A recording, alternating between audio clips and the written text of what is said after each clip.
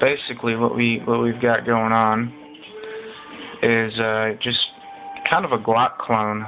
Is what I've heard it called. It's all blacked out. The only safety is this trigger safety right here. So it won't engage the firing pin if you don't push that if you don't pull this trigger right here. So if it falls or something weird like that, it won't go off, whatever.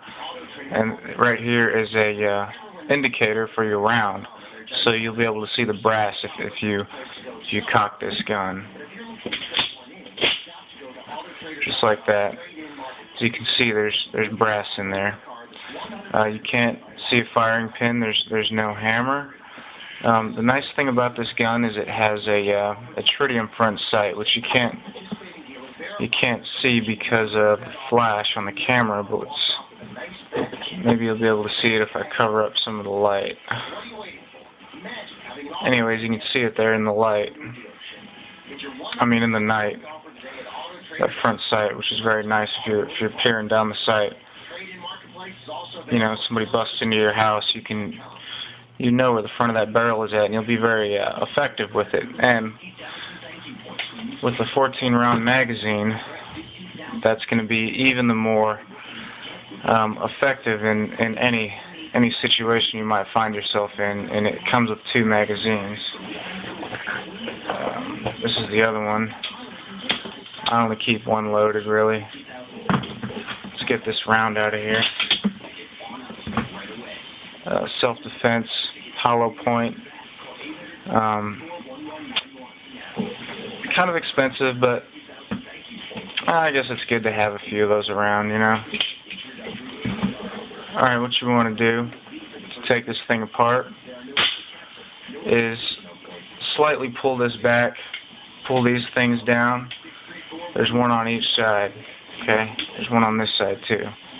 So you pull it on each side. You have to remember to pull the trigger. And before you pull the trigger, you should always check the breech to make sure there's no bullet in there. As you can see, there's no bullet. If you want to go ahead and put your finger in there, make sure there's nothing in there. You can check your finger to see if it's clean. As you can tell, I keep my weapons very clean. Now, let it go. Pull the trigger. Go ahead and pull the slide back a little bit. Just pull down these little pins. Oh, that's kind of difficult. There it goes. Once you get this pulled down enough, it'll just slide right forward, just like that. This is the bottom part. It's complete polycarbonate. Very similar to the Glock.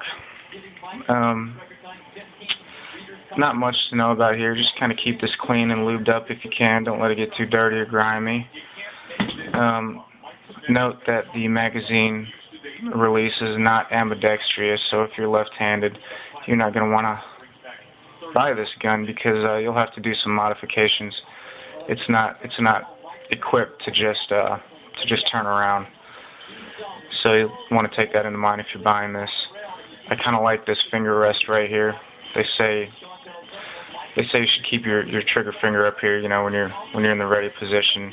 So it's kind of nice to have that little rough area, kind of a reminder.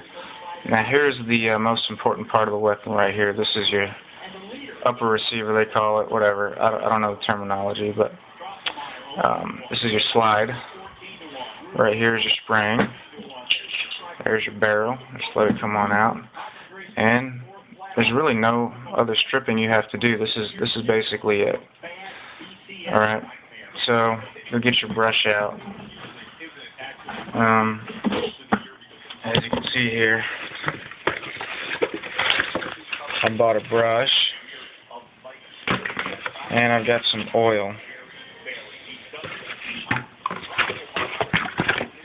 And so what you'll want to do is kind of put a light coat of oil on here, brush it up like that, and then put this bad boy back together.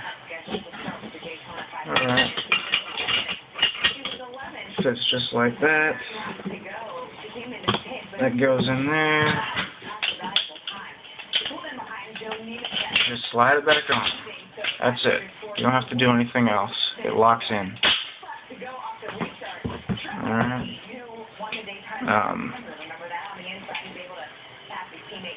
Notice that you have these little holes on this magazine to indicate how many rounds you have in there. So if you're fully loaded, you'll see the brass right up against the hole, as you can see on the number 14 right there. So you got 14 rounds. And you load it up and put it away. That's it, folks.